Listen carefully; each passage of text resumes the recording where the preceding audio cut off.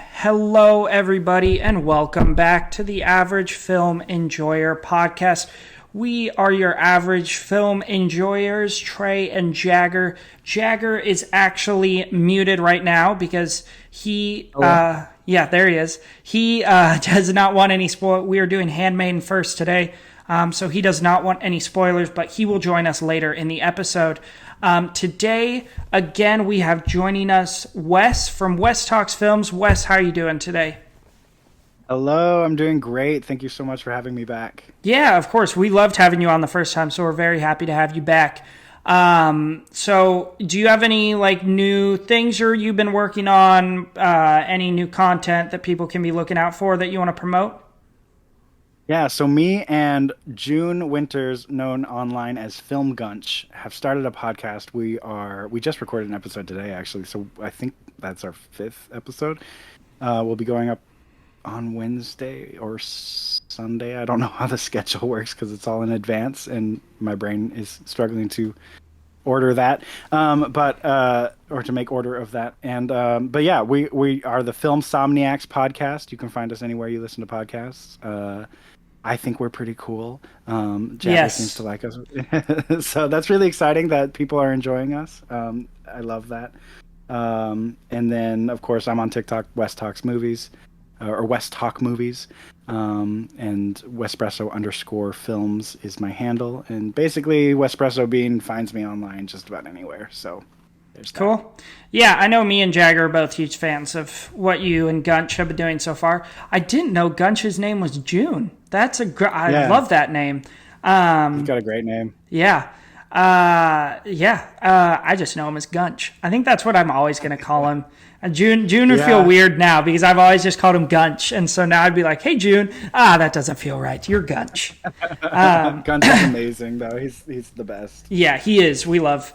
I feel like the four of us, like me, you, and then Gunch and Jagger, and then now Real Takes because we're doing the giveaway. For the Blockbuster Bonanza Bunch. Yeah, that's something I wanted to shout out. If you haven't gotten to be a part of this, me, Jagger, Wes, Gunch, and Real Takes from TikTok, we all create content on TikTok. We all like doing stuff like that.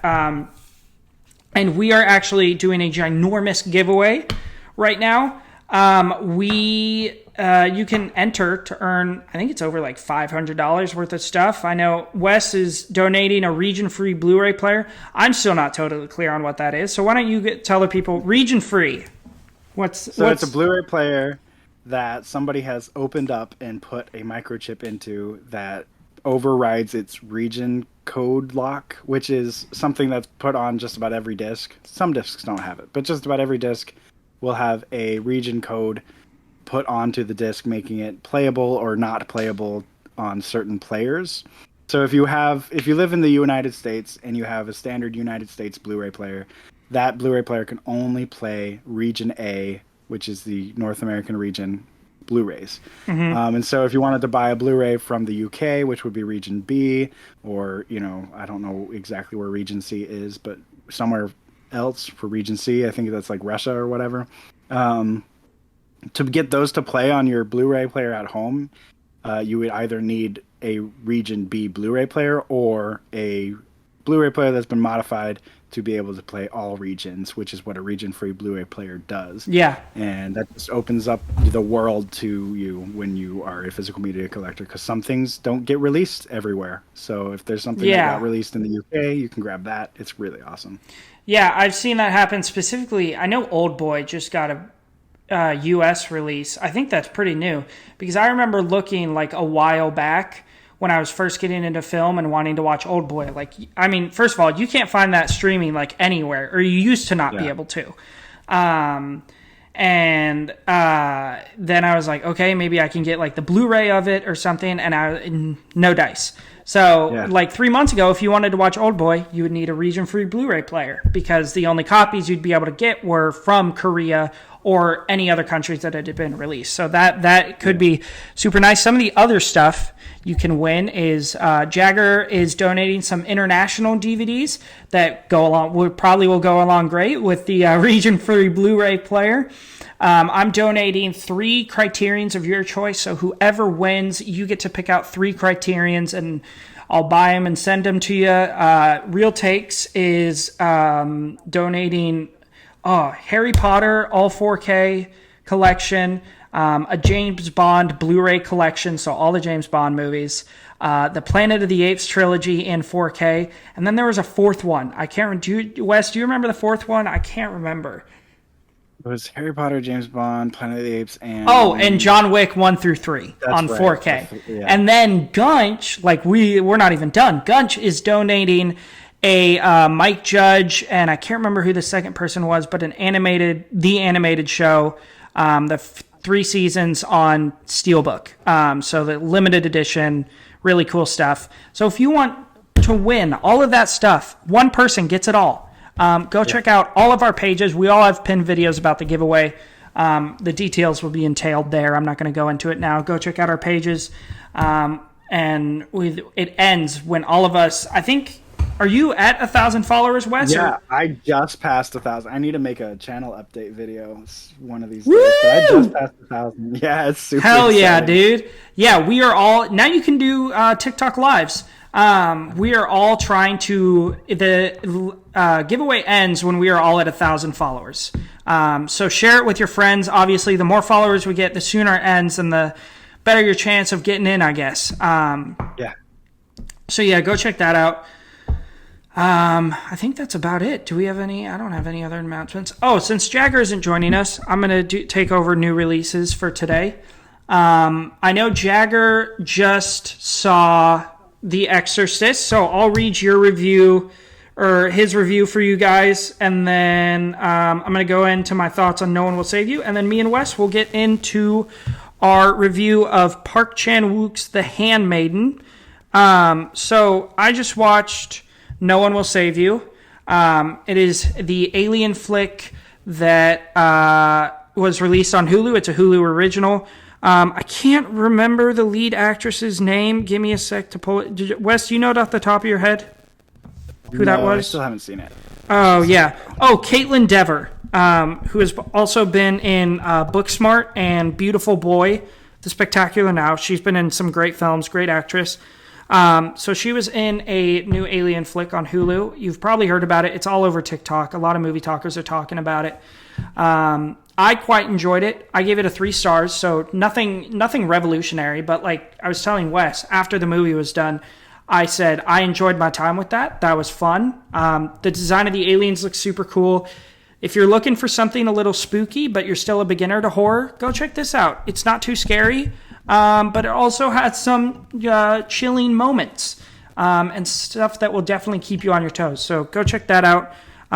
Jagger just got back earlier from seeing The Exorcist. Let me see if I can find his review here somewhere.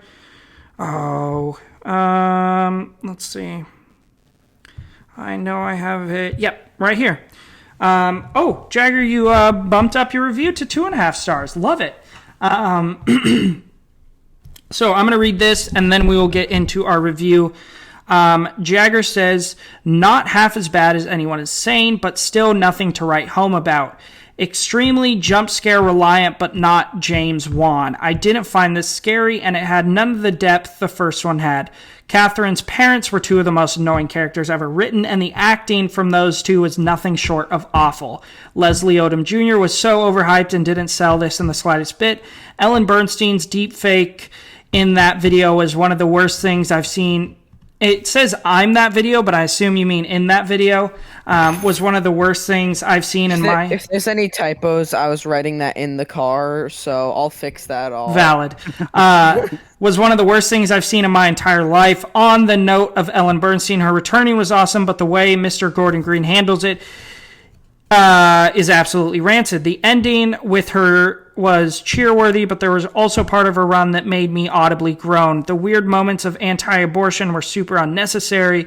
I will, however, like to name the big positive here. These kids were incredible. At points, they were quite creepy. They weren't Linda Blair in the first one, but they were quite good. I had so much fun with this, but it wasn't keep you up scary, and it wasn't a masterful piece of cinema, but I enjoy it, and I do recommend. So those are Jagger's thoughts on The Exorcist Believer, the legacy sequel to the original Exorcist. So let's get into our review of Handmaiden, Wes. Let me pull up... Gosh, this is when I wish I had a monitor and not a laptop. Like when I wish I had like a PC, you know? Right. So Handmaiden The Handmaiden, I guess, is a Park Chan-wook film who is also known for doing the extremely messed up action classic Old Boy, which I'm a huge fan of. Came out in 2016. Just a little synopsis. In 1930s Korea, a swindler and a young woman pose as a Japanese count and a handmaiden to seduce a Japanese heiress. I don't know why I just said that with the Spanish heiress, and to steal her fortune. This has a 4.4 overall on Letterboxd. I don't know what it has on IMDb. It's at an 8.1 out of 8.1. Okay. Soon we'll move into the 8.2s. Hopefully, every movie we've gotten has been an 8.1. Oh, yeah. But this came out in 2016. I gave this 4.5 stars for 90 out of 100. And Wes, you gave this 4.5, if I'm not mistaken. Yeah, I think so. Yeah, 4.5 right here. So yeah, let's get into it. I personally really enjoyed my time with this film. The first thing I want to touch on is obviously... Sorry, I'm pulling up my stopwatch. I was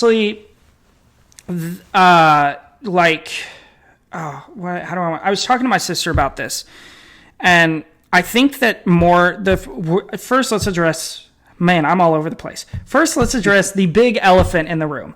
There is a lot of nudity and sex in this film. Yeah. This is probably one of the... I won't say... I hate when people describe something when it has a lot of sex or boobs or whatever, a lot of, that kind of stuff. I don't like it when people describe it as horny, because most of the time, that's not the case. Like, in this case, this was not a horny movie. The sex I felt was very tasteful and was there to drive the plot. I also talked to my older sister about this, and we both talked about how, a lot of other cultures, especially viewing their cinema, so the ones that come to mind are Korean and French cinema, are much more cavalier and nonchalant about sex and nudity in cinema than we are in America. Yeah. Because, let's say this movie is rated R. That's rated R in Korea. But if this came out as an American release, this might be pushing NC-17. Yeah, it might. So that's something really interesting. And I'm just wondering what your thoughts are now after finishing the movie, maybe what your thoughts were on that during the movie. Because that's obviously the biggest thing here. I saw reviews of wow, this is just a porn video.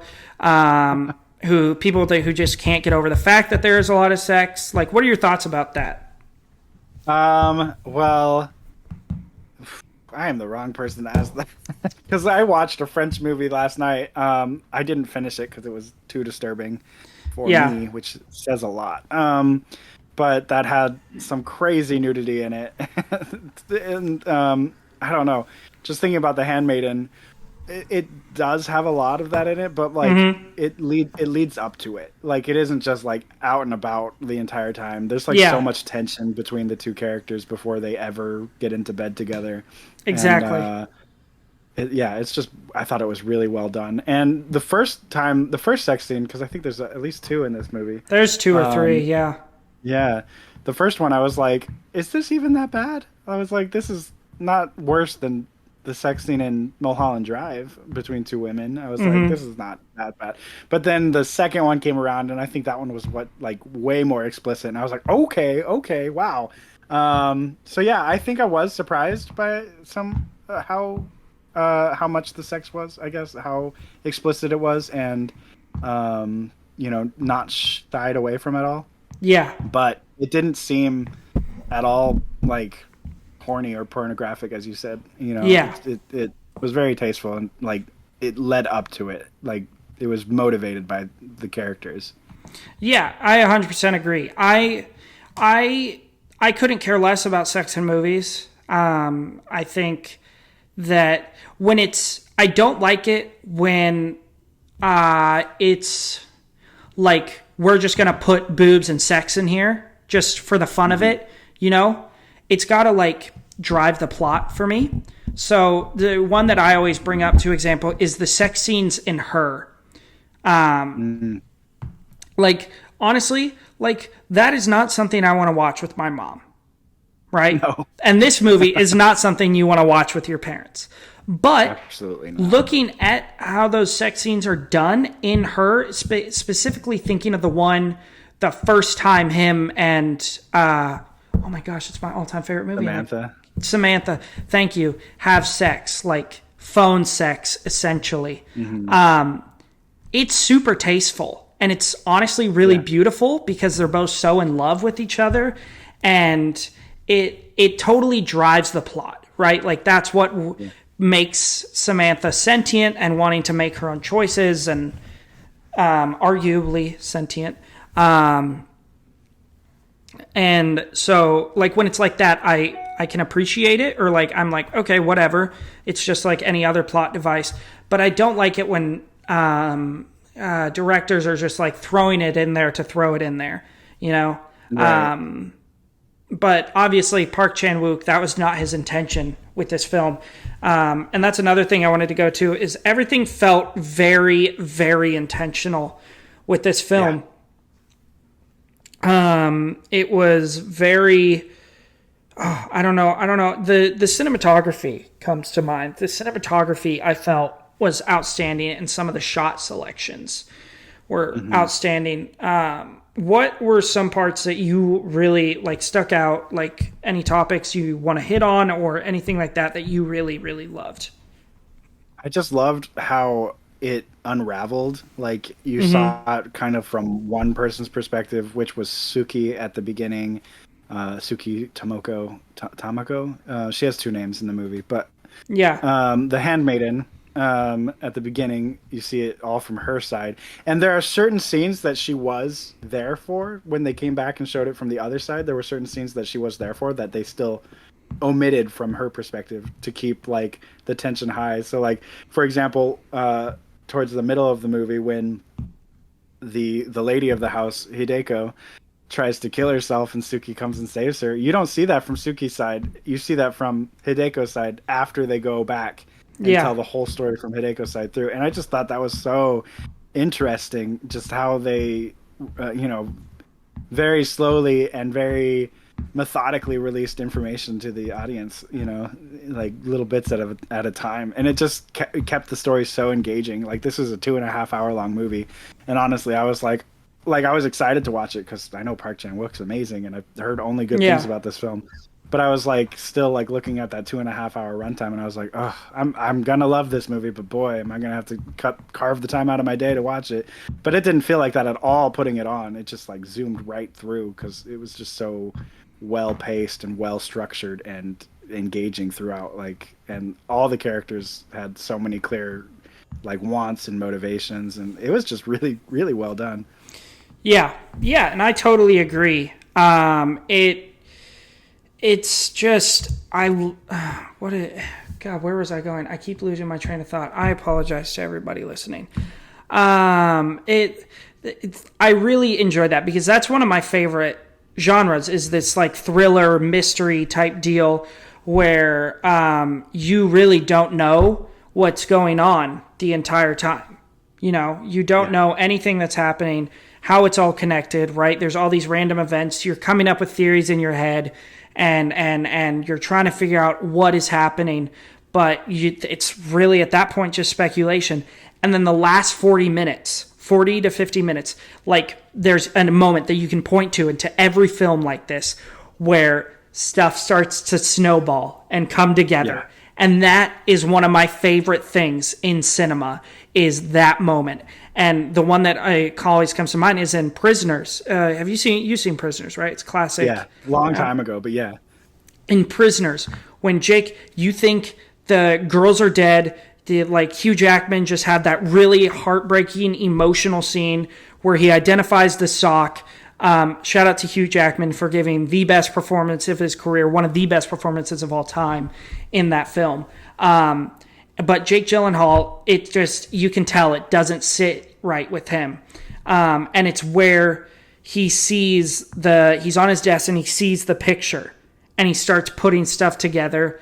And then he's outside of Hugh Jackman's house and he sees the second sock, because Hugh Jackman only identified one sock, and he sees the second sock down there sitting. And that moment is when you start putting stuff together and like everything starts snowballing. And oh God, I love it, because you're like slowly putting it together and you're trying to get there before the movie tells you. And oh God, I love. And the moment for this was when they flip the perspective, like when what was her name? The Handmaiden, when she was when they actually ended up sending her to the insane asylum. I was like, wait, what? Right.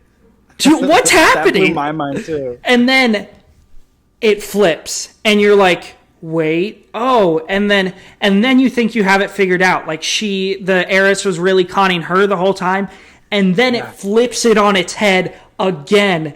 And then it was like, no, you were right the first time.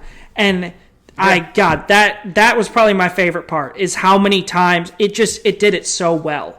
You know, it didn't feel like it was just like, wait, no, it's this, no, it's this, no, it's this. Just to do it, it felt like it was done very well, and it gave each twist enough time to breathe between the next one. And that's something I really, really loved about it.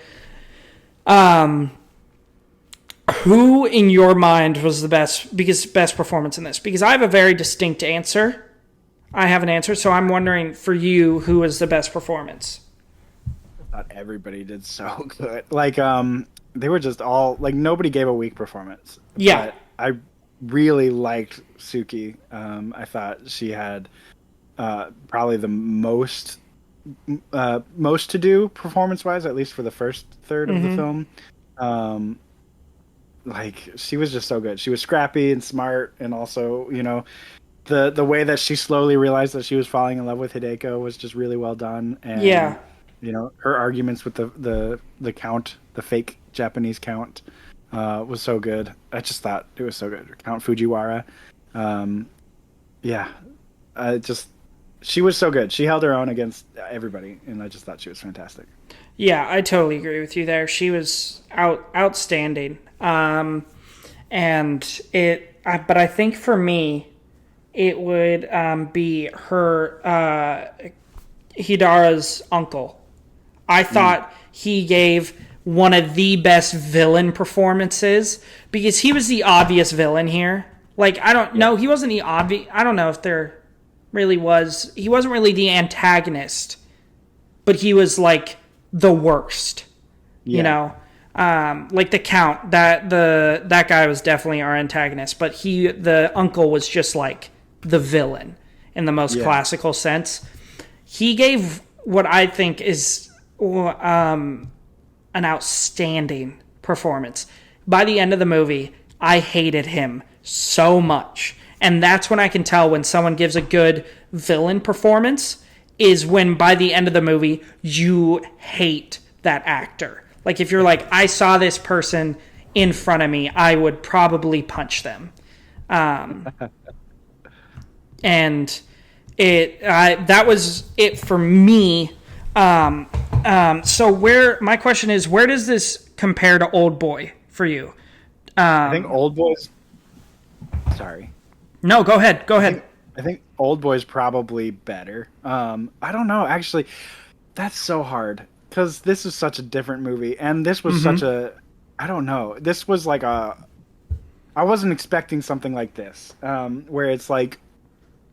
a romance and very sexual and erotic, but also it has, Park Chan-wook's, classic gory violence coming through at certain moments. Like, this is really difficult to compare the two. Oldboy, I don't know. Oldboy has that effect because it was one of the first that I saw. Yeah. I think I saw Stoker from Park Chan-wook before Oldboy, but Oldboy would have been like the first one that really impacted me. Mm-hmm. I don't know. I can't even compare. Like, because I feel like if I watch The Handmaiden again, I might even like it more than I did the first time. So like, yeah, it's just they're both so good. I don't know if I can compare the two. They're so good, so different. Yeah. I think it really comes down to, like, obviously they're on the same level of quality of film, Yeah. because Park Chan-wook is just that guy, like, he's debatably one of the best directors working today. I think this might be a hot take, but I think he's the best foreign film director working today. Maybe Alfonso Cuarón. I can never remember how to say it. Alfonso Cuarón. Yeah. He's outstanding. But I Yeah. think Park Chan-wook is up there along with Bong Joon-ho. Yeah. And I think it really comes down to preference of what kind of genre you like. Like, Right. if you're more into the romantic, thriller, like erotica type movies, Handmaiden will be yours. Yeah. But like for guys like me who like mystery action films, Oldboy. Like, Right. Oldboy it's probably my all-time favorite action film. It's one of the best choreographed action films I've ever seen. It's just outstanding. But like I think you're right. It's hard to compare. It's hard to compare two very, very different films. So to get into our 4 questions, because if I'm not wrong, Jagger should be almost ready to join us. Let's get into our 4 questions. Wes, you're familiar with these. You've been on our pod before for Rebecca. You're familiar with our 4 questions that we do for every IMDb movie. So, question 1, who won this film? Dude, freaking both the women won. Yeah. they won it all. They're so smart. Yeah. I love them. I was rooting for them all the way through, honestly. As soon as I realized that that one scene when they come out to each other basically and tell each other, "Yo, I've been doing the scam," and they kind of like, "I've been doing a scam too," and they're like, "Oh, let's work together and scam the account instead." Yeah. It's so brilliant. It's so great. In the sense, like, if this movie had to win one Oscar, what do you have it at? Like, who wins the Oscar for this movie? Probably Hideko, honestly. Yeah. The actress who played Hideko is so incredible. Yeah, I think that would be it for me, but I think there's an argument to be made for the cinematographer. Because some of the shot selection, especially the scenes where they were having sex, and the shot, it was right above them, looking down. Like, there was a lot of like bird's eye view stuff. There was a lot of really beautiful shots in this film. I think that also had something to do with the set design. The set design was outstanding. Mm-hmm. But yeah, really I think it's the shot takes. Oh God, dude. Oh, I'm talking too fast or my brain's going too fast for me to keep up. Shot selection. That's what I was looking for. Is what wins it for me, the cinematographer. Even though it's stunning. I think, and that's really the thing that I really think about the most when watching film, because I think there's something for every film lover or cinephile or movie, whatever term you want to use. everything that, like, there's this one aspect of every film that we really pay attention to. And for me, that's the cinematography and the shot selection. That's why Harry Potter and the Half-Blood Prince is my favorite Harry Potter, because the cinematography in that movie is sick as hell. For me, it's that. For some people, it's acting. For some people, it's a score. For me, it's cinematography. So looking at this film, I thought it was outstanding, and that's who wins for me. I guess I have to change my answer then, because I'm going to go with the editing. Okay. The editing wins for me. Yeah.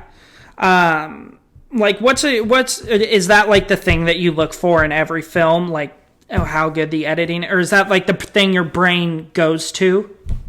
It is something that I think, because I love editing personally when I do it. That's my favorite aspect of filmmaking, is the edit. And so, like, good editing generally is like invisible editing. It's like stuff you don't notice. But, like, I guess for The Handmaiden, just the way it was, like how I said earlier, how, like, certain scenes were omitted from one person's perspective, but then they were in the other person's perspective to give, like, more context. And it just kept the whole thing super engaging. And it's a long movie, so it could have easily dragged at any moment. Yeah. And it didn't, because they just were so brilliant in, you know, the way that they released information was just really, really smart and so well done. And made me realize, actually, that the sex scene that I thought was two sex scenes is one sex scene, just from two different perspectives. And like, it's just so brilliant. Yeah, because from Tomiko, from her point of view, it was pretty tame. And then from Hideko's point of view, you were like, whoa! That was the scene where you saw everything. Yeah, because the first scene happened, and I was like, if that's it, if that's the length, you know, I was like, this isn't even that bad. I don't know why everyone's calling this super erotic. But then the next scene happened, and, like, you see everything, and you see them, like, scissor, and, like, you see both of them in a wide shot together. So it's like, dude, it was. The second scene is a lot more explicit, for sure. Yeah, so everybody, don't watch this with your mom. Don't watch it with anyone. This is a movie you watch by yourself. It's going to be uncomfortable watching this with anyone. Unless you're a lesbian and you're watching it with your girlfriend, then it's probably going to be probably a good time, honestly. I guess that is a situation where it would be a good time.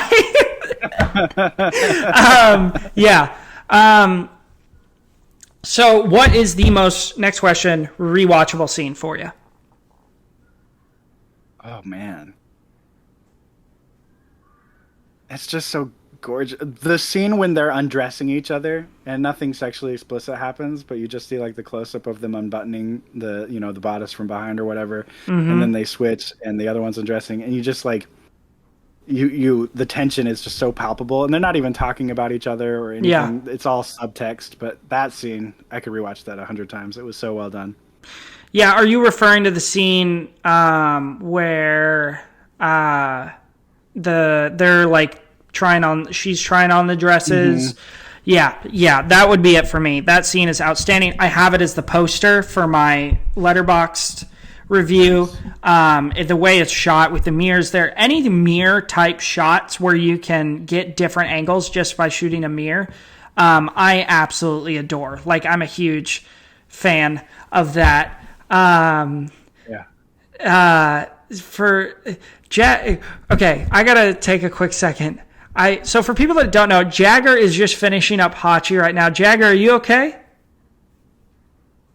Yeah, there he is at the end of Hachi. Relatable. Yeah, me too, man. Me too. Third question: does this movie belong in the IMDb top 250? Oh yes, 100%. Yeah, this is a must-see for any film fan, I would say. I honestly think it belongs a little bit higher.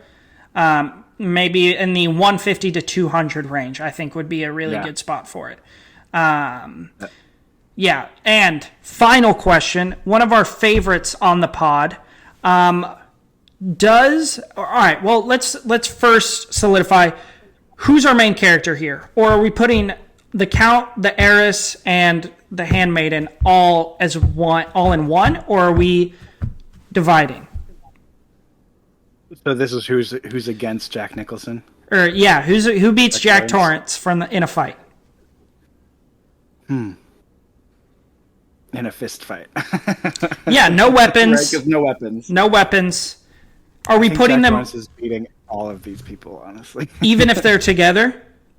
If they're all together, they have a chance. But if they're separate, I think Jack Torrance could rip through all three of those main characters. I totally agree. I don't think there's really a conversation here.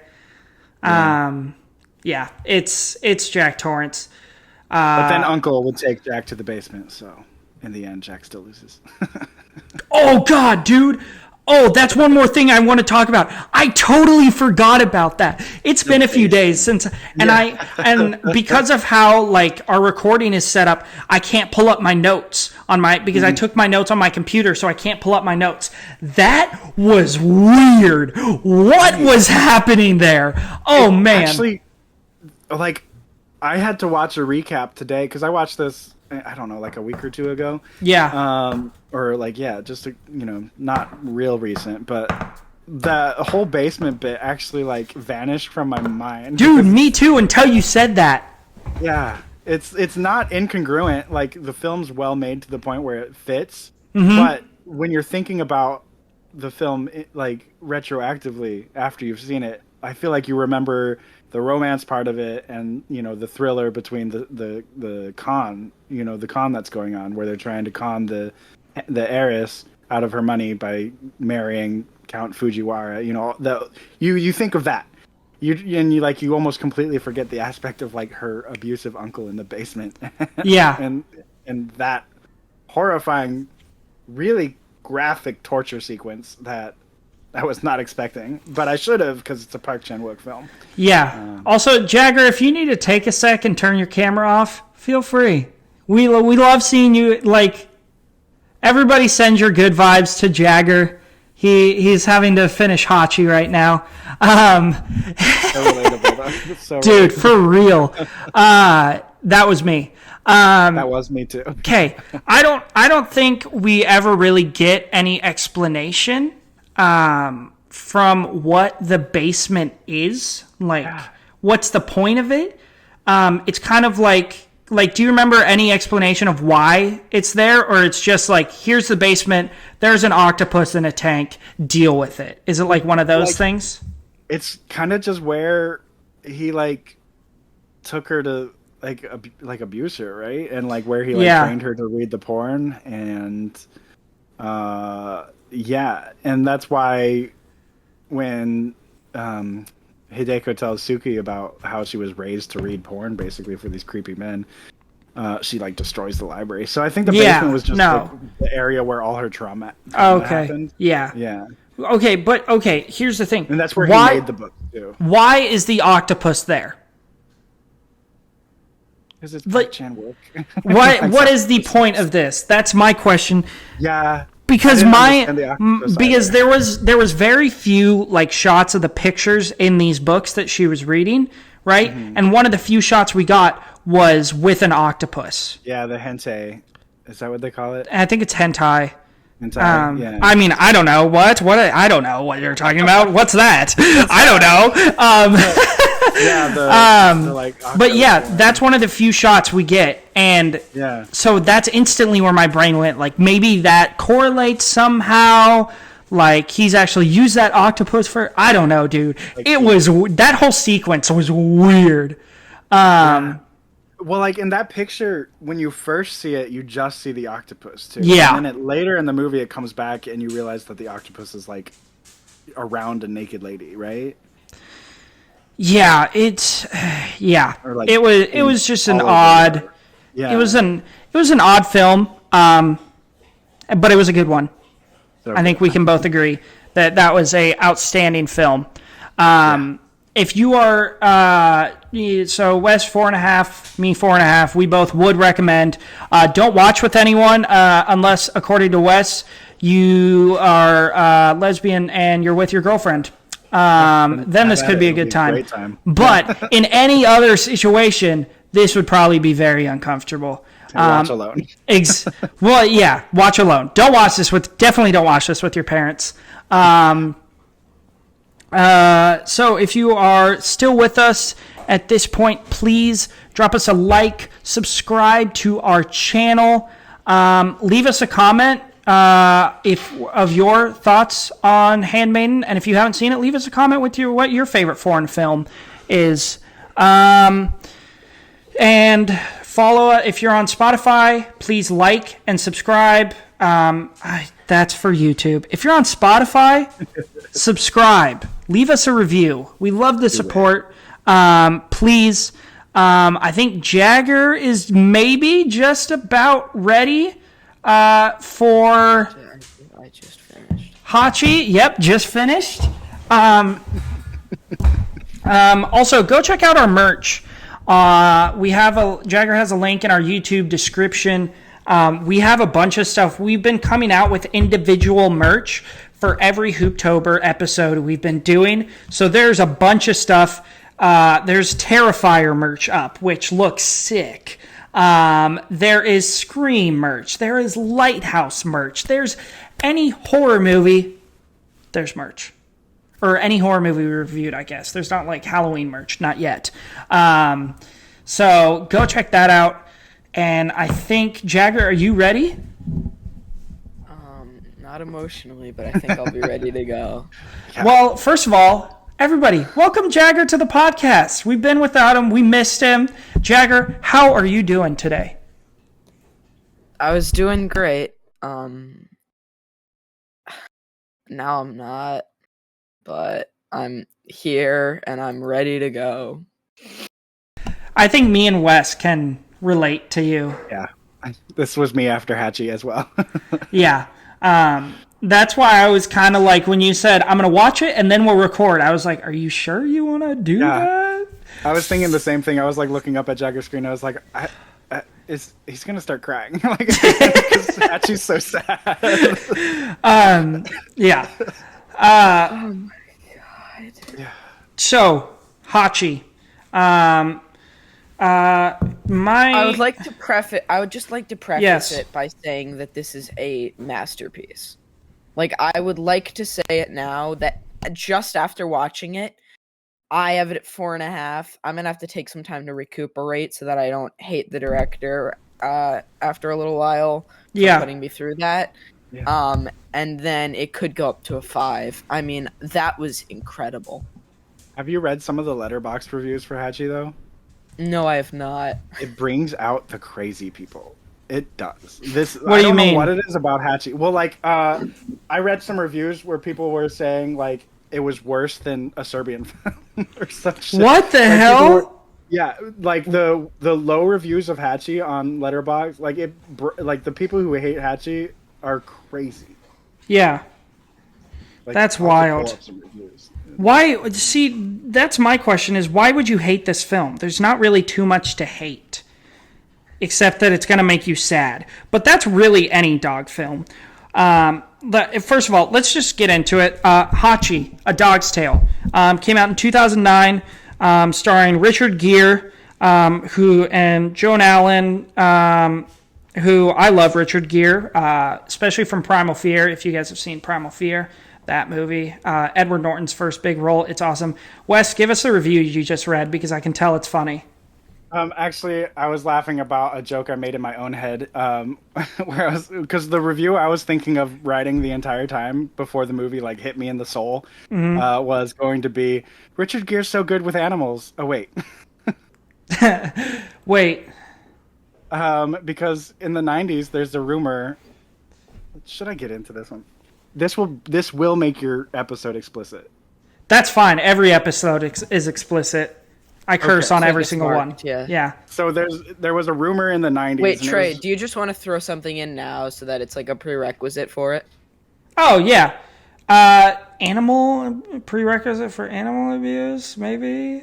Is that what this story is about? Give us a prerequisite for our listeners. Give us a prerequisite. Richard Gere and a gerbil apparently had an intimate relationship. What? No prerequisite. Nobody listened. You didn't hear that. So if you don't like bestiality, Mute us for skip ahead like 10 seconds. Okay, what?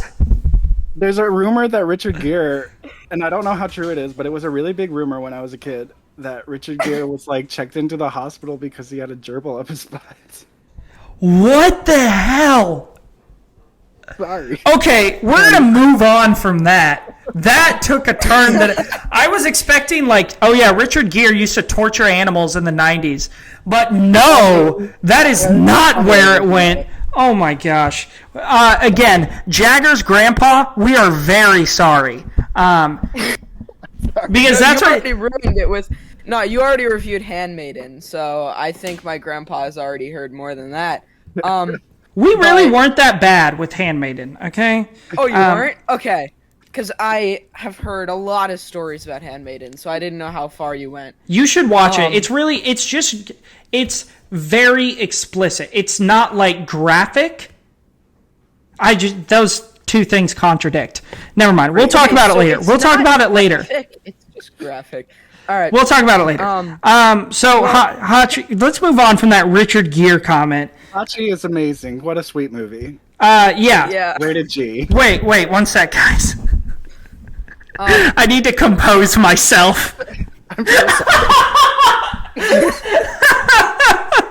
Okay, Hachi, A Dog's Tale, released in 2009, directed by Lasse Hallström. I'm probably pronouncing that wrong. He's a Swedish director.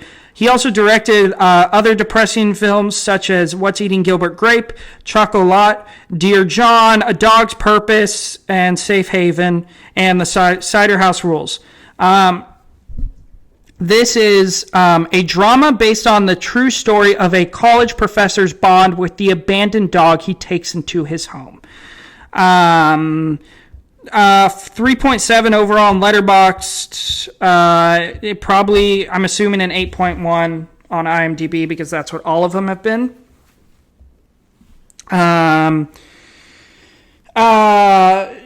Holy cow, this is actually a remake. I just figured that out. This is a remake of a, I believe, Japanese film. There's already been a film made about this story. Yeah, it's a remake of a Japanese film called Hachiko. It's the exact same thing, that came out in 1987. Nice. That's so cool. Yeah, so Jagger, you have it, Wes, you have it at a 4. Jagger has it at a 4.5. I have it at a 3.5. Jagger, why don't you go ahead and kick it off with your thoughts since you loved it the most?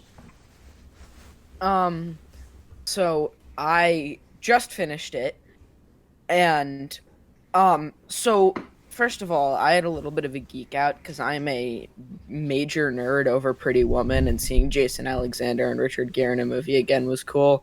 But this movie was incredible. So it started out really cute.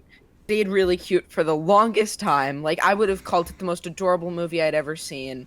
And then it took all of this bottled up happiness and just took it and threw it on the floor. I wasn't happy about that. But besides that, this movie was absolutely incredible. And even including that was an incredible way to twist it. Because even though it's very sad, it's where the story was inevitably going to go. Yeah. And I think that the fact that it put that all together so well, I respect that. And Trey, we've had this conversation before, that if a movie has a really sad ending, but it needed to go there, then that's great that it pulled it off right. Like, yeah. A lot of people will say that the Iron Man thing in Endgame was really sad, and I agree with that. But if that hadn't happened, I don't think Endgame would be half of what it is. Exactly. So I really, really respect what this movie did, and I think that it was a great story. Yeah. Yeah, 100%. I totally agree. I didn't love it. I found it kind of I'm a huge fan of Marley and Me. I just watched Marley and Me a couple months ago for the first time. Completely wrecked me because I have a golden retriever. I know it's a lab in the movie, but they're very similar dogs and they're similar looking. I think any dog lover is going to be, emotional at the end of either Marley and Me or this, because let's be honest, dogs are the best animals in the world. Like, they're outstanding and really, they're just very love-filled and lovable animals. Yes. So any movie, really, where based around a dog who dies eventually, even though the dog doesn't die in this one, we don't watch the dog die, which is nice, is going to be emotional. I had a funny thought. So at the end, when it cuts back to, because this is really the grandson telling a story. So when it cuts back to the grandson telling the story, and the first shot of the students, so there's this girl sitting right here, and then there's a kid sitting behind her who's just in shambles, like the overacting of the century, just like, and I was just like, me too, brother. Me too. Right. And something I want to point out, Robert Capron is in this film as one of the students, who, if you don't know who that is Rowley from the Diary of a Wimpy Kid movies. So he is one of the students in the background. Just something I want to point out. But yeah, I mean, I feel like this film did a really good job at what it was trying to do, which was get an emotional reaction from you. And it did that. You know, I was crying at the end. Jagger was crying. Wes was crying.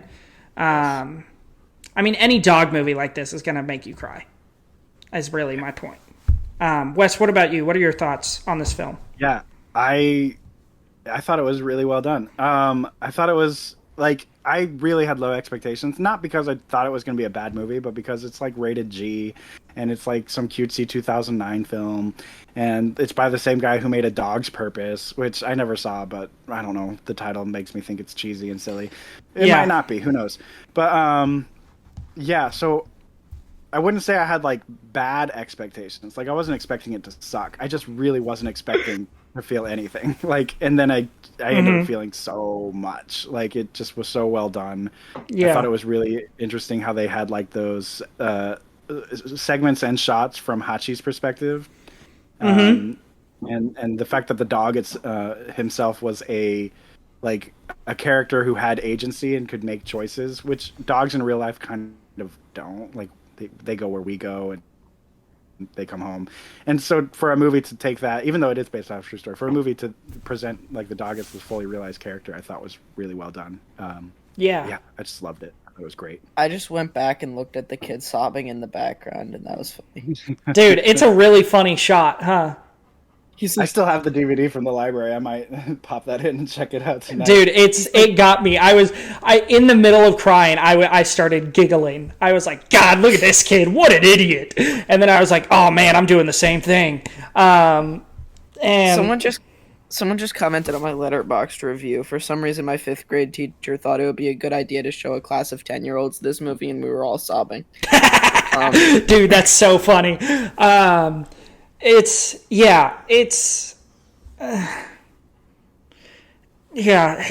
a hard topic for me because, like, Willie, my golden, let's see if I can get him to come over here and I can bring him and show him to the pod. But he's an old man, right? Here's your purebred golden retriever. So he's only supposed to live till like 10 or 12 years old. And he's already 7, 8. Willie, come here. Come here, buddy. He just got home from a walk, so he's kind of tired and panting everywhere. Let's see if I can get him on the pod. I've got a 15-year-old Chihuahua. She's never coming in here. Yeah, he's not going to be able to get up into the camera angle. Let's see if I can move my camera. Stick with me, everybody. There's Willie Nelson. Hi, Willie. Oh, he's so cute. Yeah, he likes chilling out. So obviously, like, I try not to. I don't like thinking about it because I get emotional every time I do.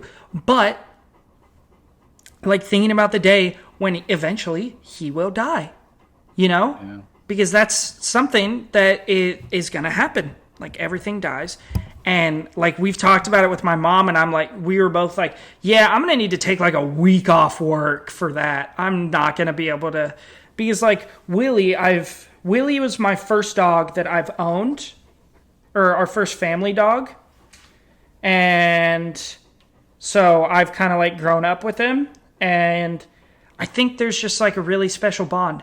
Cats too. special bond between an owner and their companion.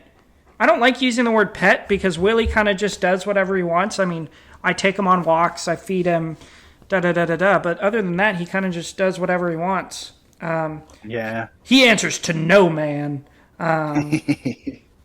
So, yeah, it's...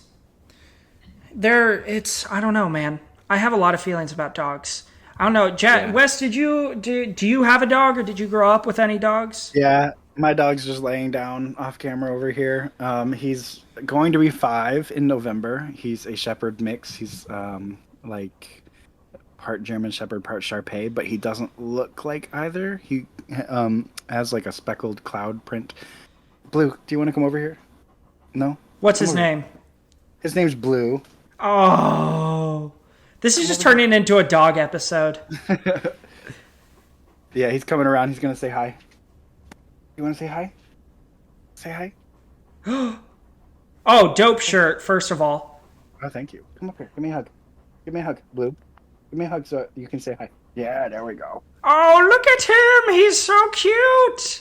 Yeah. He's a big boy, too. Yeah, he's so big. He's a good doggy. Yeah. But yeah, if anything ever happened to this guy, I would be wrecked for a really long time. And he's 5 years old, so, I mean, fully an adult. Jagger, you said you have so I've got 2 dogs. One's very, very, like, on the way younger side, only, like, 2 years old, so he's kind of chaotic. Probably just run around a few rooms over. And a 15-year-old Chihuahua, she's deaf and blind and probably will not be coming over here. No, yeah. But yeah, I love her half to death, and this movie destroyed me. Yeah. And dogs are props really... to the director for pulling off what he needed to and luring me into a false sense of security by G-rating it. But right, yeah, G-rating. That G-rating is so sinister. Yeah, for real, dude. Well, first of all, you guys will love the way we named our dogs. So, have you guys seen Our Idiot Brother with Paul Rudd? I haven't. Yeah, a while ago, but... Okay, Jagger, do you know how his golden retriever in it is named Willie Nelson? Yeah. Yeah, so this is a movie. Paul Rudd West plays like a stoner guy. It's a super... I have it in the same wholesome level as I Love You, Man. You should check it out. Nice. It's super wholesome and fun. Yeah, I've seen it. And God, you're slobbering all over me, dude. And so in the movie, he has a golden retriever named Willie Nelson, and our golden retriever is named Willie Nelson. At the end of the movie, he meets Willie Nelson gets out. There's this where he has a candle store with his best friend. And there's this really funny line at the end where he's like, just 2 guys making candles together. What a cliche. It's so funny. But Willie Nelson gets out and runs to the park, and then he finds an Australian Labradoodle, which is my other dog. Paul Rudd finds her owner, and there's like a love connection, there's like the final scene in the movie, and the Australian Labradoodle's name is Dolly Parton, so we named our Labradoodle Dolly Parton. So it's Willie Nelson and Dolly Parton. And then people are like, cute. Do you like those artists a lot? And we were like, yeah. And they're like, well, why'd you name your dog that if you don't love them? Oh, because of this movie called Our Idiot Brother with Paul Rudd. That's amazing. So yeah, I don't know, dogs, I feel like if you just give them your love, they will be loyal and love you forever, Yes.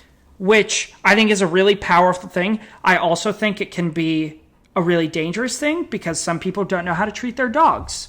And that makes me very sad. Because I know, those dogs still love... even in the trailer for that new movie Strays that just came out, yeah. I can't remember who the owner is. I think it's Will Forte. Where he's just yelling names at his dog and doesn't treat him well, and the dog's like, well, he loves me. He's great. Yeah. And it's because it's true and it's sad, because they're amazing creatures. They're my favorite. They're like the best animals, and they deserve everything. Yeah. This has just turned into us talking about dogs. Us loving dogs. Dogs are the best. I mean, they really are. Like, they're just so amazing. Like, Blue is my pal. Blue over here. He's just been with me since I got him.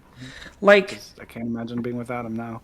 Sometimes, like, I'll take Willie for granted, but like, there's sometimes where I think about it and I'm like, man, he really is like my best friend. You know, they really are like our best friend because they're just like they're non-judgmental. You can tell them whatever you want, and they're just gonna lick your face. And that's why I think dogs also very important for mental health. Indeed. Like dogs can tell when you're like stressed or upset or anything. Like I remember times I've had like tough conversations with my parents and I've like started crying. Both Willie and Dolly just run right over to me and start licking my hands and my face and like they know, man. And they're just like, yeah, I don't know. Do you guys have any more thoughts about the movie?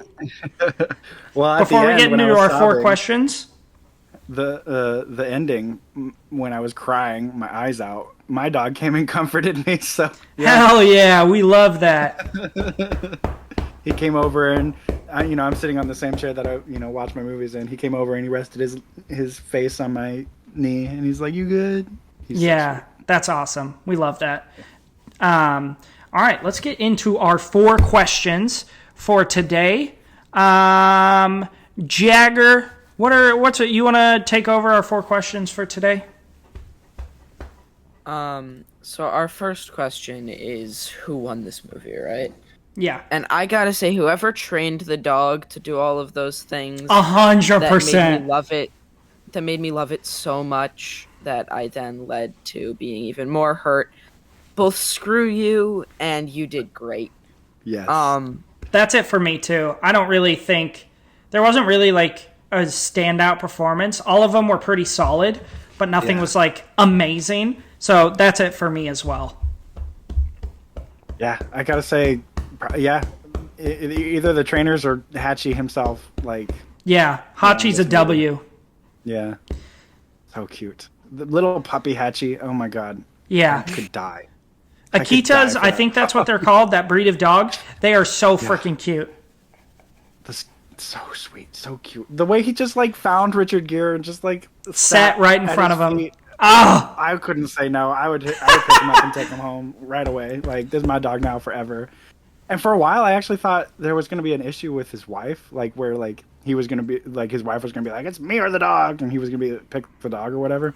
And I'm really glad they didn't do that because that's so cliche. Okay, that the wife actually came around to him. Before we get into the rest of our questions, one last thing to touch on. Am I crazy for thinking that wife sucks? She did at the beginning. I wonder. Like, why would you not take Hachi with you? You're moving away. Yeah. Take Hachi with you. What are you doing? She should have taken. I was very angry with that decision. I agree with that. Actually, I didn't even think about how she left Hachi with her daughter, but I think they did that so they could bring her back at the end. Yeah, and that's what made me so emotional. Moment. That's when I started crying. Yeah, is when she came back. Yep. Yeah. Heartbreaking. So beautiful, though. Jagger, what's our next question? Is it rewatchable scene? Yeah. So most rewatchable scene. I think the part where what's his name? Parker? No, not Parker. Jasjeet. Is that how you pronounce it? Oh yeah, the guy that sells hot dogs. Jasjeet. Yeah. When he's stuffing the hot dog in the dog's face and the dog's like hesitant but finally gets around to eating it. Yeah. So cute. Yeah. Yeah, that was cute. For me, it's the what I believe is the most wholesome scene in the movie is when Richard Gere is trying to teach him how to fetch, and Richard Gere is like on the ground with the ball in his mouth, and I thought that was really funny, and I quite enjoyed that. That was so cute. Yeah, I like that. Just any scene with Puppy Hachi, I'll rewatch a billion. Like, so cute. So Yeah. cute. Yeah. I was trying to avoid the moment where either of you say me as well, so I tried to pick another great scene because I knew you guys were going to take the obvious greats. So, yeah. I mean, also the scene where he says, I just taught him to fetch. This was his first time doing it, and Jason Alexander's like, eh. Yeah, but Richard Gere is so happy. He's like so He literally excited. brought the ball across town to the train station, right? Is that what the scene? So cute. Oh my god. I love it. And also when he's like running and he goes under and he gets woken up by the train and continues on. I thought that was really cute. Yeah. So, yeah, a lot of great parts of this movie. Yeah. Yeah. Agreed. Does this belong on the IMDb top 250? Absolutely. I'd say so. I think so, yeah. I have a harder time saying so. I think it's a great, fantastic movie, like 100%, and it definitely took me by surprise. But I don't know. Because there is a lot of really fantastic movies that aren't on the IMDb 250 that I could see on it before I see Hachi. But this movie definitely deserves a place. It is deserves to be in the 250. conversation. It's 250 movies. I think we could fit it in there somewhere, Yeah, you know? we could fit a cute little Hachi in there. For me, I disagree. There's a lot of movies that I know are on here that I would rather see in its place. Honestly, I would rather see Marley and Me in here instead of Hachi. I think that's a better made movie. But that's just me, you know. I think I have Marley and Me at 4. I think I have Hachi at 3.5. So that's just me. And then, last of all, does Hachi beat Jack Torrance in a fight? Absolutely. 100%. I mean, Hachi clears. Yes. Big grizzled Hachi. Yeah. Jack Torrance is one sick dude, but you cannot resist the adorable Yeah. Hachi. So. Yeah. Jack Torrance takes Hachi home. Yeah. All right. So for our last segment today, instead of what we usually do at this point is we would go into like whatever like conversation we want to have about a certain topic or anything titled what are we calling this? We've changed names. What are we calling that segment again, Jagger? We've changed names like 100 times. What's the current name? Dudes in a call. Film Bros in a Call. Yeah. Yeah. So I don't know. We didn't make a definitive name. No, we didn't. So instead of doing that today, we are going to do, everybody, Wes, this is something we like to do. I don't think we've done this with you on the pod, but if you've listened before, you might have heard us do it. High and low. But to keep it short, since we want to keep our time short today, we are going to choose 2 highlights and 2 lowlights from the past week. And everybody says like, oh, I watched this and this was amazing and this, and then I watched this and they sucked. Trey, it's only been 3 days. Well, I have stuff. I mean, yeah, I guess I also have stuff, so I've only got 2. Let's see. Since The Handmaiden. All right. Do you guys want me to start, or does one of you want to start? I'll let you start, because you've got more stuff than I do. So Okay. So since Handmaiden, I haven't watched anything like amazing. After I watched Handmaiden, I did a day where I did both It movies, the newer ones. Jagger, I know your opinions on those. These are going to be my highlights. I know your opinions on those. You don't like him. I adore them. I think Andy Muschietti really knows how to direct horror. And I think he does a really good job. I have a really fun time. I think both of those movies are insanely well cast. I have Wes. What about you? Have you seen the newer It remakes? Yeah, I love the first one. I don't like the second one. Oh, I love the first one. With the casting decisions, I think they're great. Yeah, I loved the first one. Jack Dylan Grazer, who plays Eddie in the first one, he was also in Shazam. He's one of my favorite. Actually, he's not even a child actor anymore. He's like my age. I think Actually, he is 2 days older than me. I checked his birthday. That's so funny. He's 2 days. He's September 3rd, 2003. I'm That's September crazy. 5th. I think his humor just really hits for me, and the chemistry between him and Finn Wolfhard's character, Richie, is outstanding. I was laughing so hard. And I love both of those. I think going from Finn Wolfhard to Bill Hader is one of the best like legacy castings I've ever seen. And then okay, go ahead, Jagger. Bill Skarsgård will never be the Pennywise that Tim Curry was. You're right. Why would he be? Why would he want to be? Bill Skarsgård was so much better. I agree. No. Bill Skarsgård. Okay. Also, I'm biased because this was it was my first ever horror movie. I was going into freshman year of high school, and my parents didn't really let me watch a lot of horror growing up. I really don't think I watched a rated R movie until this. Actually, I might have watched one before. But this was like my first ever horror ever. And I watched it at camp with my friends, and I wasn't able to sleep that night. Bill Skarsgård is so terrifying in this movie. Just the way he's able to contort his face to look like it does is so extremely impressive.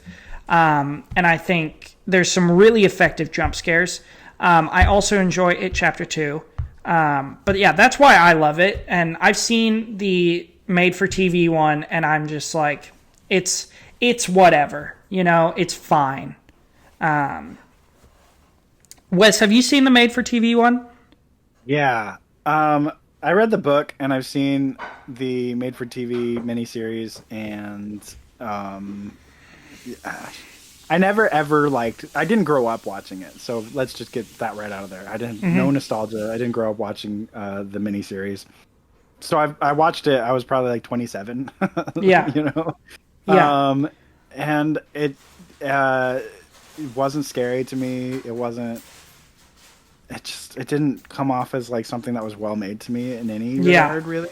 Yeah. And I don't want to rag on it because I know a lot of people love it and have nostalgia for it, and it scared them to death as a kid. Yep, there we go, Jagger. But yeah, it didn't work for me. None of it did, really. Yeah, and you mentioned I was going to say, you mentioned that you read the book, and so I'm a huge Stephen King fan. I almost exclusively read Stephen King. I think The Dark Tower is one of the greatest sagas ever written. If you haven't read The Dark Tower, Stephen King's fantasy saga, go read it. It's outstanding. And don't watch the movie because it did it a total disservice. That movie's terrible and should have never been made. But I've read the book, and the book is outstanding. But as far as accuracy to the book, I think this is the best Stephen King adaptation. As far as like what happens to the book in the book versus what happens in the movie, I think this adaptation does it the best. But enough about it. And then my lowlights were, I'm trying to think of what else I've watched. What did I watch? I watched the first Friday the 13th last night for the first time because that will be coming later in the month for Hooptober. Me and Jagger will be reviewing Friday the 13th Part 2, and I wanted to watch the first one. Friday the 13th Part 2 will be coming out later this month. The best in the series. Easy. It's much better. Hopefully, because the first one was not, it was nothing special. I think I gave it a 50 out of 100, right down the middle. Loved seeing Kevin Bacon. A young Kevin Bacon. Loved that. There were some actually pretty solid kills that I enjoyed, but other than that, it wasn't anything to write home about. And then I watched this this thriller / horror film called Would You Rather. I don't know. It's with Brittany Snow, the girl from Pitch Perfect, and it was a lot of like B and C list actors, And it was a really, really cool concept, and I loved the concept, which is part of the reason I gave it 2.5 stars.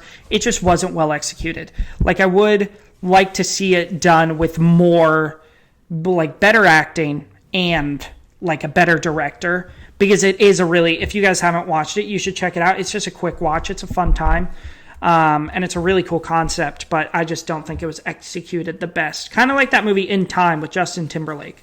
A really cool concept, but just not executed to its maximum ability, you know? So that's it for me. Wes, why don't you give us your top 2 this past week and your lowest 2 this past week? My top 2 this past week would have to be, I watched The Wicker Man from 1973, I want to say, the original Wicker Man. I had seen it before, or I must have seen it before because I logged it, but I have no recollection of the first time I saw it. Yeah. So this time felt like the first time. And it's incredible. It is so, I don't know what the right word is. Like, it's kind of funny. Like, I know the ending, is really iconic and like something that really disturbed a lot of people, but I kind of was laughing at it. Not in a bad way. Yeah. Like, I was like there with the pagans and like I was chilling with them. I was like, I like these pagans. I can join their cult. Like, yeah, Wes by the end of the movie was like, "Hail Payman!" Yeah, pretty much. It's so funny because it's about like a police officer that goes to this little island to search for a missing person, and it turns out that the islanders are all part of this cult. And like the entire time he's there, he's like a total dick. He's like, I'm the law. I'm who's important. I'm also a Christian. You're gonna follow my rules. You know, why are you teaching children about your beliefs? You should be teaching them about mine. And like the entire movie, that's his whole attitude. Like he is in a place where they have a different belief system. Yeah. And he's like there like forcing his beliefs on everyone. And so by the time the ending came, like I was on their side. I was like, good for them. Yeah, you get him. Yeah, and it was like really just such a fun movie. Like I was cheesing by the end. I was so surprised, but like so well made. And so that would be definitely my highest high of the last week. And then I rewatched Talk to Me for the Filmsomniacs podcast. Hell yes, we love Talk to Me. Yeah, even better the second time. So detailed, so many crazy details. So do you have it, or is it Gunch that has it at 5 stars? What do you have it at? I think I have it at 4.5 or 4, one or the other. Yeah. But it's 4.5. It's fantastic. It's so good. I think the first time I saw it, I rated it a 4, and then this second time through, I just caught so much more, and I had to give it a 4.5 because it's just so well made. And if you want to hear me and Gunch go deep into that, that should be up Wednesday, maybe. I don't know when this is going up, but that should be up. Check us out. That'll be up on there. Super great movie. That's definitely my second high. And then my lows. My lowest low, I guess, would be the movie that I started last night that I turned off. I don't want to say the title, honestly, because I didn't log it. It was so disturbing to the point where I don't think it's worth watching for anybody. It's a French film. You know what? I'll just say it. I did turn it off like pretty like before the halfway mark because it was already too much for me. It's a French film called Anatomy of Hell, and I have the DVD because I used to buy like mystery boxes all the time. And yeah, it's, like, for sure. I have 5 mystery DVDs at the bottom corner of my shelf that I haven't seen yet. And so I was like, oh, maybe today's the day I give, one of these last remaining mystery DVDs a watch and see what's up. Don't ever look up this movie. It's so bad. You know what I'm gonna do after this podcast, right? Is look up this movie. Well, the thing is I turned it off and then I looked it up afterwards. Just read what I turned it off real early in the film because it was already that bad. And I don't think this film should be legal from what I've read. Really? There are things it includes that. So that's my lowest low. That's a real low. I didn't finish the movie and I didn't log it, and I'm gonna throw the DVD away or donate it to a local video store. I don't know. Get rid of it somehow. Definitely not one I want in my collection or be connected to in any way. Yeah. Very awful film. And from what I read, like everything I read after turning it off, it just gets worse and worse and worse, and it's not worth watching. Yeah. So that's my lowest low, and then I don't even know if I have a low to even compete with that, because my next other low would be I rewatched Troll 2 recently, but I love Troll 2. So it's a bad movie. It's fantastically bad. It's about goblins that turn people into vegetables to eat them. I want to go watch that. Yeah, that sounds sick. Much better than the other movie that we were just talking about. But yeah, Troll 2 is great. Go watch Troll 2. It's terrible, but it's wonderful. All right, Jagger. Troll 1 as well. What about you? I don't know what that's about. It's not about vegetable eating trolls or anything. Oh, well then I don't care. So my first low, because I've got 3 highs and 1 low, because my other low would be Exorcist, since I watched Bather Bunjali. But my 1 low is Insidious, which I have at 1 star. Boo! Boo! Boo! That jump scare with the Darth Maul or whatever it is the laziest jump scare I've seen in the entirety of my film career. The entire time I was laughing at Patrick Wilson for looking that much like Will Arnett. What? And the entire... Oh my gosh. I'm laughing at your face because it looks like somebody else's face. No, because I just... After watching the entirety of Arrested Development, imagining Will Arnett going through this as Job's character completely ruined the entirety of this movie for me. I think that the villain of this movie, like that one part where it's listening to Tiptoe Through the Window while like knitting, that's not scary. So, okay, I gotta come in here and defend my guy James Wan. Go watch Insidious. It's a modern horror classic. It's outstanding. That's kind of the problem, because it has jump scares and has nothing else to offer. That's not true. That is not true. You have great performances. You have a great story. Everything is really... I mean, Wes, what are your thoughts on it? I have it at 4 stars. And don't even try to act like Rose Byrne's acting is good. Okay, don't even bring your Rose Byrne slander on here. That shouldn't even be allowed. Don't even bring that on here, man. So yeah, I think the last time I saw Insidious was like shortly after it came out on DVD. So I haven't seen it in a really long time. But I liked it when it came out. I do agree that the ending kind of loses it. Like, it doesn't keep... And like, maybe that's probably because it's PG-13 and they couldn't, do something really, they couldn't, push it the next level. So they had to kind of have a conventional kind of PG-13 horror ending, I guess, where they go in and they fight the bad guy and they come out and they're all okay. But yeah, I thought there were aspects of it that were really well done. And sequences that built up really well. But it is kind of like...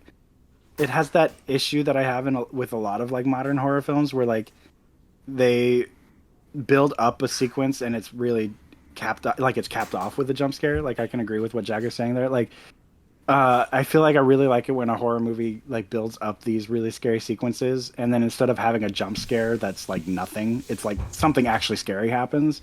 And it seems like a lot of times nowadays they have like a jump scare and then like they're all fine afterwards. Like, oh, the demon just appeared for a second and he's gone now.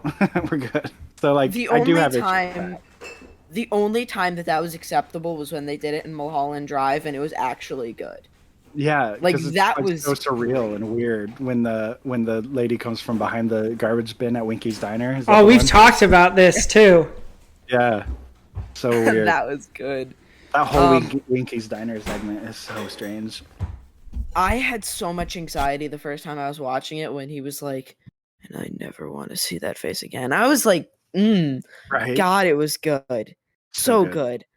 On that note, one of my 3 highs is my 5-star rating of Inland Empire, which, God, that movie is so insane and makes no sense. But I've read up on it, so I kind of understand it now.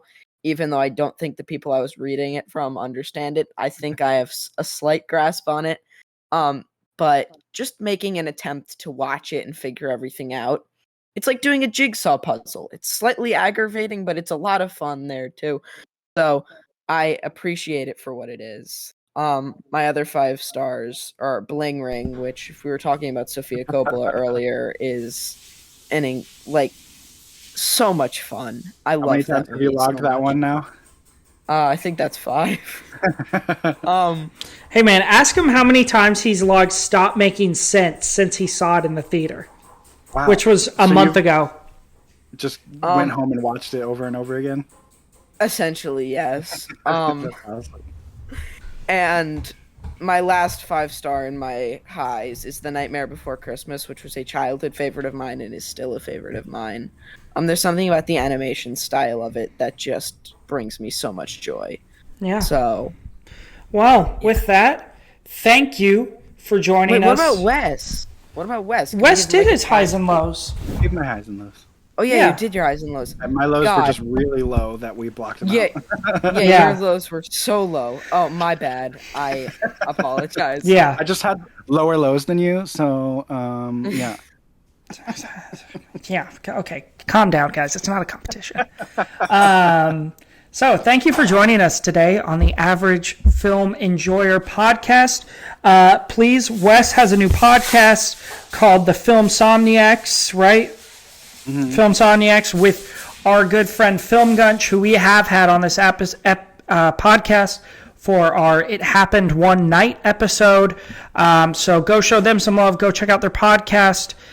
If you're watching this on YouTube, please comment down below what your favorite dog movie is, or if you've ever even owned a dog, or what your thoughts on dog movies are in general. We'd love to hear them.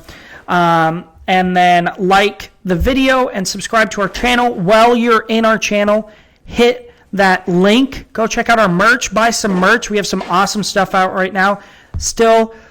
You can still go out and cop your Average Film Enjoyer pickleball set. So go ahead and do that. What else? Oh, if you're on Spotify, subscribe to our podcast, please, please, please. We love that. We love the reviews. It allows us to get more to the point of getting out to more people. And the more people that know us, the more often we're able to do this. So please check that out. Go check out Wes Talk Movies on TikTok, and then Wespresso _films on anywhere else, really, right? That's what you said? Yeah, Wespresso _films is my TikTok name, and then you can find me basically anywhere if you just type in Wespresso Bean on whatever social site, you'll find me. Yeah. And then I'm Trey the Film Noob on TikTok, Twitter, and what else? Jagger, what else am I on? On Letterboxd. That's the one. Yes. And then he's Jagger Film Reviews on TikTok, Jagger the Movie Guy on Instagram and Twitch, I believe. And then Jagger Film Fan on Letterboxd. Yeah. So again, thank you for joining us today on this episode of the Average Film Enjoyer. And we hope you have a blessed rest of your day. All right. I have to...